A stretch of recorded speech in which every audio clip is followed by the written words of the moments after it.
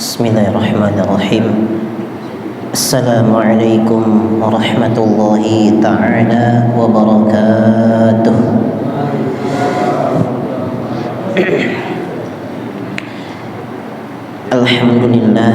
Alhamdulillahi wa kafa, wassalatu wassalam ala ashrafil anbiya'i wal mustafa wa ala alihi wa ashabihi ahlas sidqi wal wafa, amma ba'd. Alhamdulillah, puji syukur senantiasa kita panjatkan kepada Rabb semesta alam yang membolak-balikan antara siang dan malam,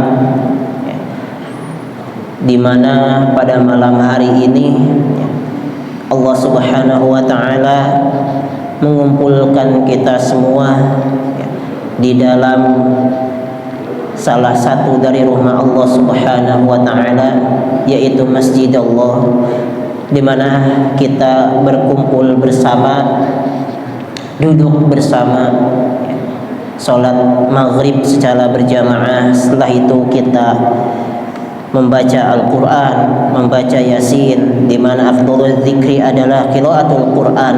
Sebaik-baiknya zikir adalah membaca ayat Al-Quran.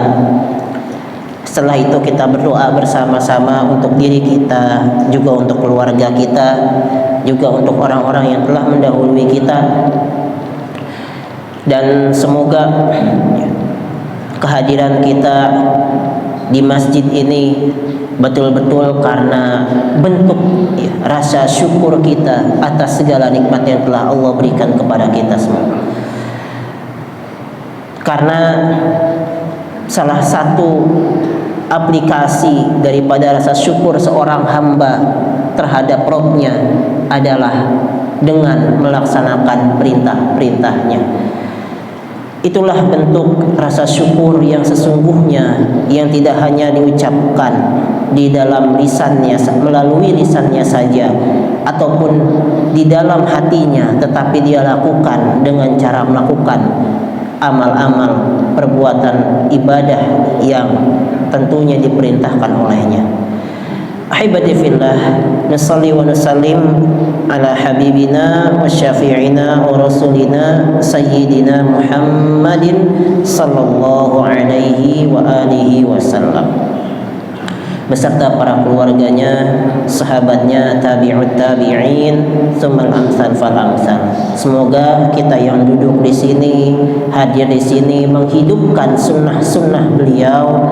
Kita termasuk orang-orang yang berada dalam kategori in kuntum tuhibbunallaha fattabi'uni yuhibbukumullahu wa yaghfir lakum dzunubakum. Kita termasuk orang-orang yang mencintai Rasul, dan kita termasuk orang-orang yang mencintai Allah Subhanahu wa ta'ala. Amin amin ya rabbal alamin.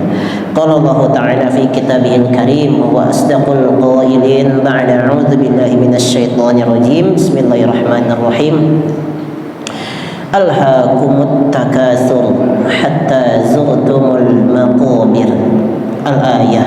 Wa fi ayatil ukhra wailul likulli humazatil lumazah alladzi jama'a malahu wa 'addadah yahsabu anna malahu akhladah. Al-ayah. Ahibati fillah rahimani wa rahimakumullah. Beberapa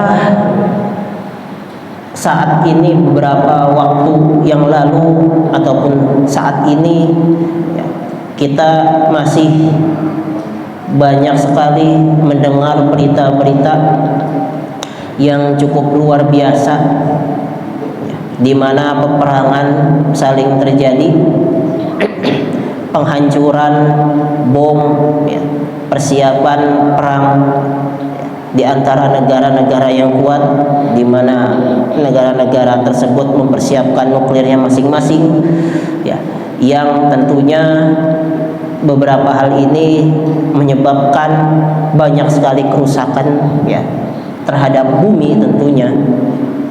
Dan bukan hanya itu saja, tentunya juga banyak sekali kelakuan-kelakuan dari manusia modern tentunya, yang semakin maju, tetapi keniscayaannya semakin mundur ya, dalam kemerataan, juga semakin mundur dalam pemeliharaannya terhadap alam semesta. Maka dari itu ada salah satu buku yang cukup menarik ya, untuk dibaca, yang ditulis oleh Yuval Noah Harari. Judulnya adalah Sapiens. Ya, di halaman terakhirnya dia menyimpulkan bukunya dengan satu judul, hanya satu lembar. Judulnya yang cukup mencengangkan, manusia atau sapiens yang menjadi Tuhan. Ahibati fillah rahimakumullah. Kalau di dalam bahasa sejarah manusia disebutnya sapiens ya. Kita kenal Homo sapiens dulu mungkin di sejarah-sejarah waktu belajar SMP ya.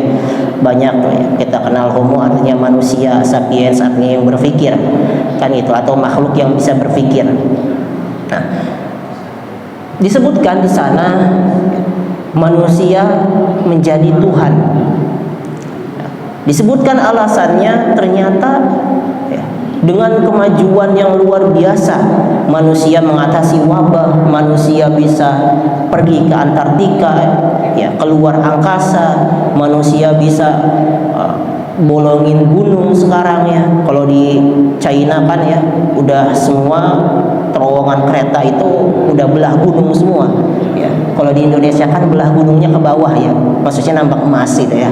Kalau di China ngebelah gunung, benar-benar membelah gunung ya. Terbang di angkasa tuh benar ya. Jembatan sudah dia setinggi berapa ratus kilo gitu ya, di berapa puluh kilo, berapa kilo gitu di atas permukaan laut gitu. Dia bikin. Jadi manusia luar biasa. Di antara kemajuan manusia, ternyata kemajuan itu terjadi tanpa adanya tujuan. Dalam buku tersebut dijelaskan bahwa manusia semakin maju tapi kehilangan tujuannya. Ya. Yang pada akhirnya tujuannya adalah memenuhi keserakahan manusia. Yang menjadi tabiat daripada manusia yaitu keserakahan. Ya. Ingkar, malas, mengeluh. Ya. La kafur, manusia itu ingkar. Allah banyak sebutkan sifat-sifat manusia, ya, bakhil, ingkar, serakah. Nah, itu adalah sifat-sifat dasar manusia ya, yang tidak diatur atau tidak menjalankan hidup sesuai dengan tujuannya.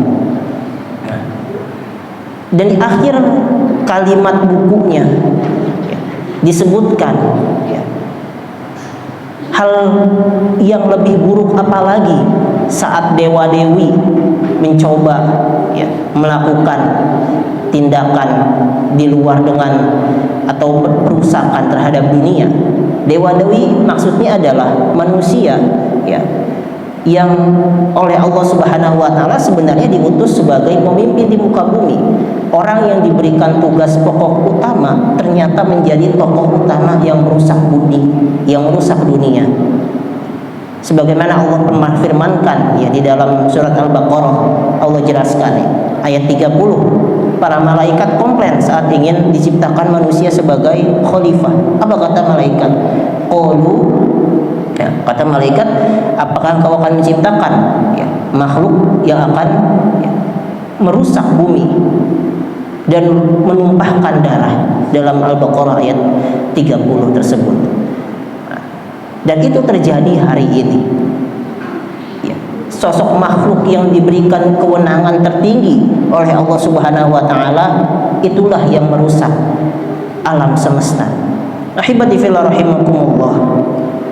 Maka kalau kita lihat salah satu hadis yang disampaikan oleh Rasulullah sallallahu alaihi wasallam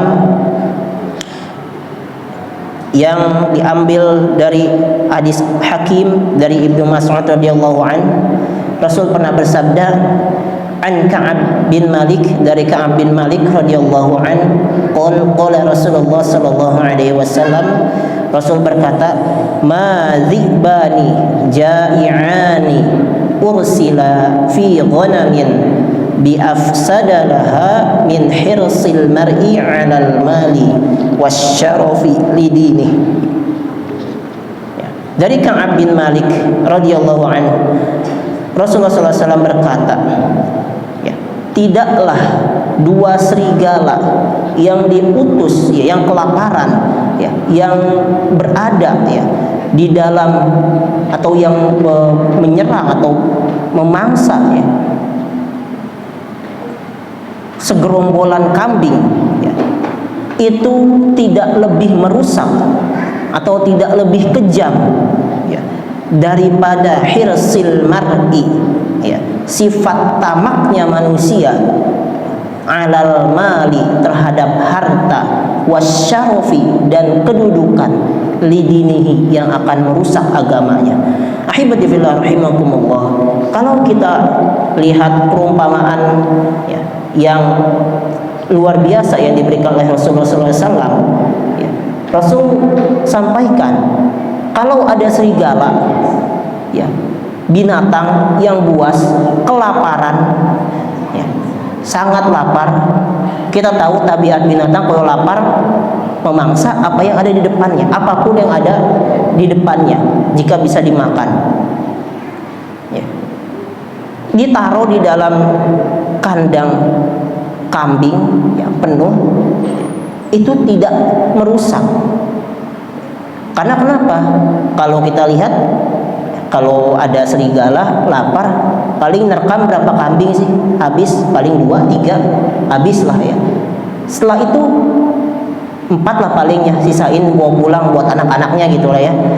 Misalkan buat keluarganya, nah, keluarga serigala misalkan, nggak lebih, nggak semua kambing dia makan.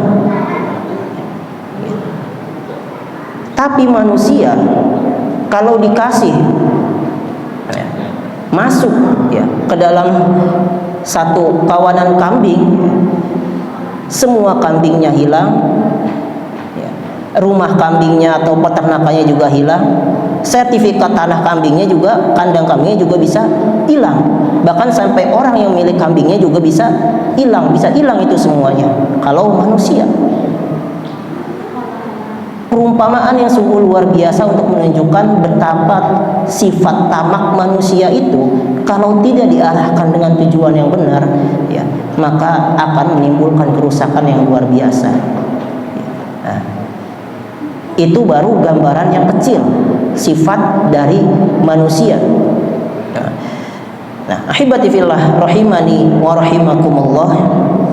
Nah, maka dalam satu riwayat lain, ya, Rasulullah SAW juga pernah bersabda, ya, ini hadis dari Ibnu Zubair, ya, di mana Ibnu Zubair pernah berkhutbah, ya, di atas mimbar Mekah, dan beliau berkata, ya, ayya ayuhan nas, wahai manusia, kata Ibnu Zubair, anna Nabiya sallallahu alaihi wasallam yaqul, sesungguhnya Nabi sallallahu alaihi wasallam berkata, lau anna bna Adam, kalaulah bani Adam, u'tiya, diberikan, wadiyan mal'an min zahabin, satu lembah harta, ya, yang berisi emas.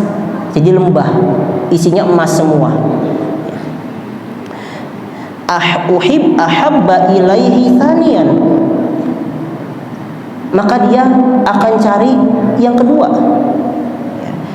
Walau u'tiya thaniyan ahabba ilaihi thalisan, kalaupun udah dikasih yang kedua, ya, dia udah ketemu lagi yang kedua, ya, kata Rasul, dia akan cari yang ketiga.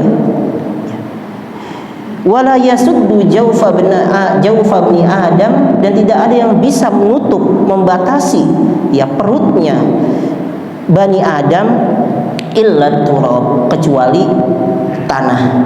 wa yatubullahu ala man tab, dan Allah akan memberikan ampunan kepada siapa saja yang bertaubat. Ahibati fillah rahimakumullah. Rasulullah SAW menggambarkan betapa luar biasanya sifat ketamakan manusia terhadap harta. Rasulullah SAW menggambarkan kalau ada satu gunung ya, atau satu lembah emas ya, manusia itu nggak mengeruknya langsung, tapi dia akan tanya, coba cari gunung sebelah emas bukan?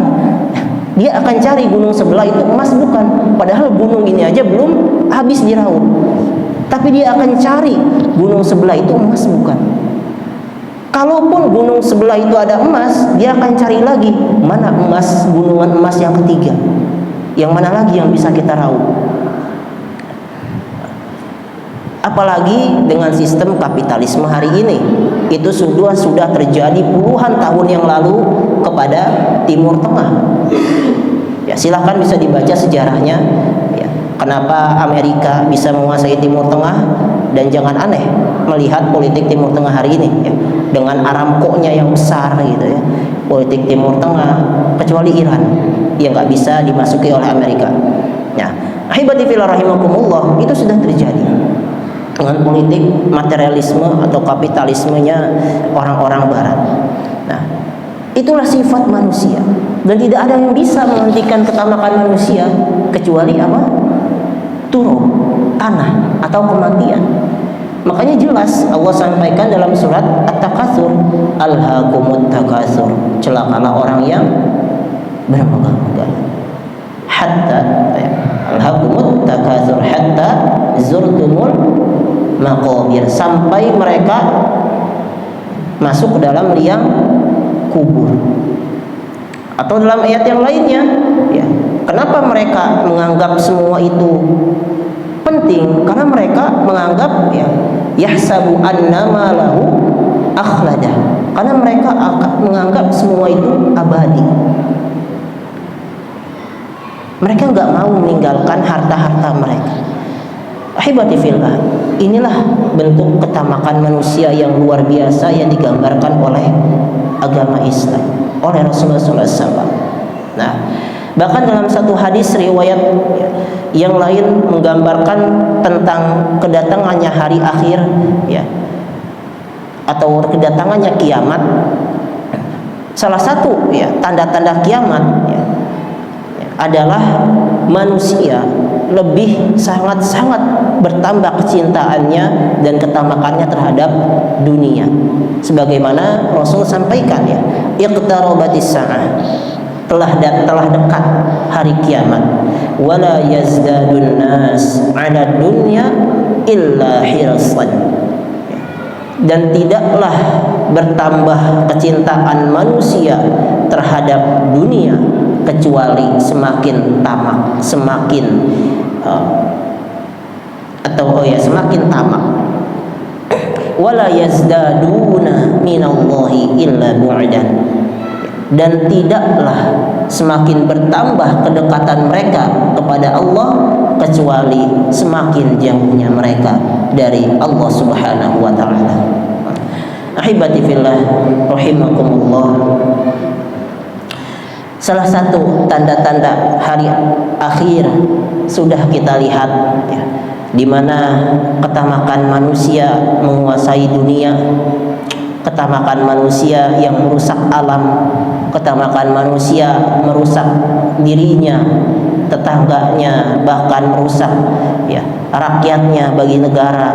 Itu kita lihat hari ini di mana-mana terjadi ketimpangan dan kerusakan alam serta kerusakan sosial, kita lihat di mana-mana. Apakah ini terjadi karena tiba-tiba? Tentunya tidak. Ini adalah salah satu dampak dari manusia yang hidup tidak dilandasi atau tidak diiringi dan dibimbing, diarahkan oleh aturan yang benar, oleh aturan Islam. Inilah dampak yang akan terjadi. Semakin maju suatu negara ya, tidak memungkinkan semakin membaiknya keadaan bumi dan keadaan negara yang lainnya. Kalau kita melihat banyak sekali negara-negara yang melihat mungkin di Eropa maju, tidak. Eropa tidak akan maju tanpa menjajah Afrika. Itulah fakta yang harus kita terima. Perancis tidak akan maju kalau tidak mengambil brilian dari Afrika. Kemajuan dilandasi dengan ketamakan menyerang negara lain, dan itulah yang terjadi di dunia modern dan kapitalisasi.